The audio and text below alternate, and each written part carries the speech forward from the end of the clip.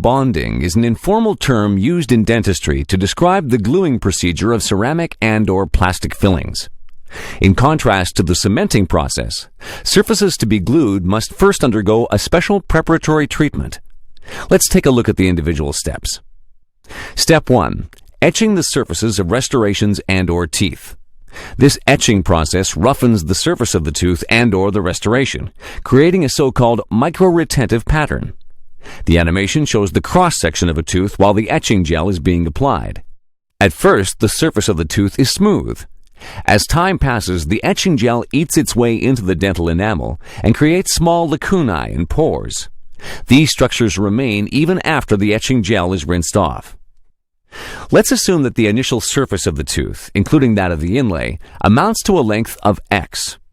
Examining the gluing surface closely after the etching procedure will reveal that this surface has expanded by a factor of Y. Because the etching pattern is three-dimensional, the gluing surface is actually enlarged more than what is observed. However, all parts of a tooth cannot be etched equally.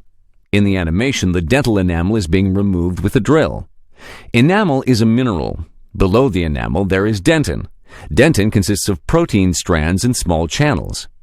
These structures are destroyed during the drilling procedure, literally forming a pulp that is technically termed as smear layer, represented by the gray mass in the animation. The smear layer prevents the glue from penetrating the dentin. In addition, if the etching gel were applied on the enamel and dentin for an equal amount of time, the proteins released in the dentin would form small lumps because of the etching gel. This is called denaturation and is similar to chicken soup when it begins to boil. The gray film forming on the surface is made up of denatured proteins. Again, the glue isn't able to penetrate the dentin. This is why the etching gel is applied to the enamel first, followed by an application to the dentin after some time. Furthermore, it's allowed to remain on the dentin for only a few seconds.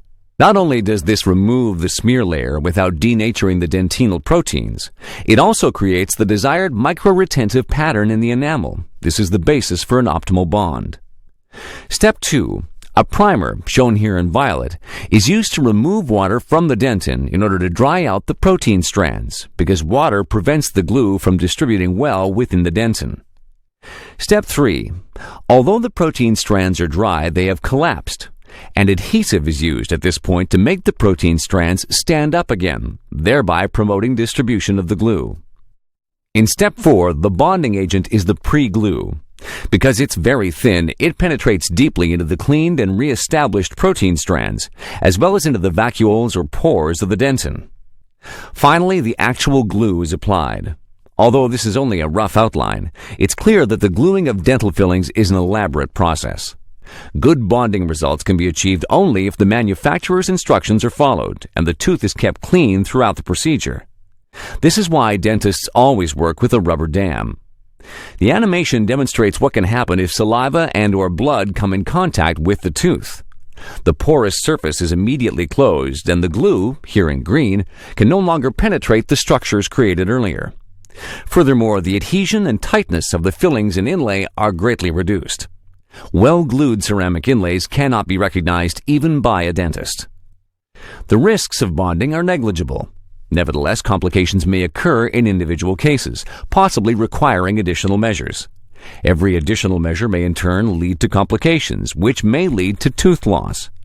At this point, we will only discuss the specific complications encountered with bonding, which include the following: sensitive tooth necks, toothache, which for example may be caused by injury to the dental nerve, leaking ceramic fillings or plastic fillings, clogging of gaps between teeth, and gum inflammation, which for example may be caused by residual glue.